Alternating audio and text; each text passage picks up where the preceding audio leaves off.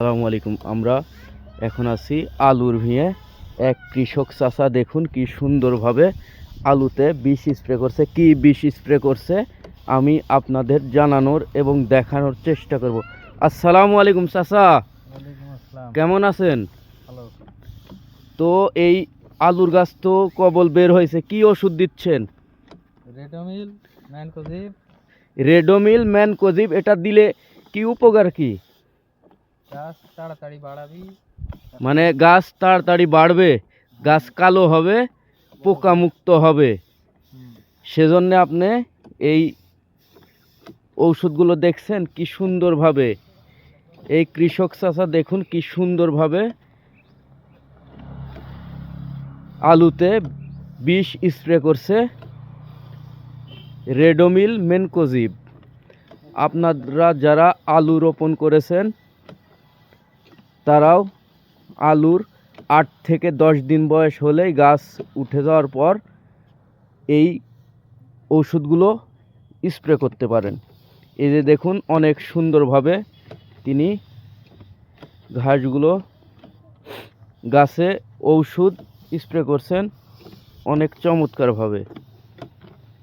এই যে দেখুন মাশাআল্লাহ অনেক সুন্দর হয়েছে আলুর গাছগুলো, মাশাআল্লাহ অনেক সুন্দর হয়েছে। এই যে দেখতেই পাচ্ছেন আলুর পাশাপাশি এই চাচা কিছু জমিতে দেখুন এই যে রসুনও রোপণ করেছে। একই জমিতে আলুর পাশাপাশি এই যে রসুনও রোপণ করেছে। আবার দেখতে পাচ্ছি এই যে এগুলো ফুলকপি। এই যে ফুলকপি দেখুন ছোট, তারপর এই যে ফুল বের হয়েছে, এগুলো হচ্ছে ফুলকপি। তিনি এক জমিতে মিশ্র চাষ করেছেন, দেখতেই পাচ্ছেন। এই যে আবার সাইড দিয়ে এই যে দেখতে পাচ্ছেন এই সাইড দিয়ে আবার বেগুনও লাগিয়েছে। এই যে দর্শক বন্ধুরা দেখুন এই যে এই সাইড দিয়ে আবার বেগুনও লাগিয়েছেন আলের ওপর দিয়ে, কোনো জায়গা ফাঁকা রাখেনি। দেখুন কৃষক চাষার কি মাথায় বুদ্ধি যে কোনো জমির কোনো অংশ ফাঁকা রাখেনি। আপনারা দেখতেই পাচ্ছেন যে অনেক সুন্দরভাবে তিনি বিষ স্প্রে করছেন আলুর ক্ষেতে, পাশাপাশি রসুন ক্ষেতেও এই বিষটাই প্রয়োগ করা হবে।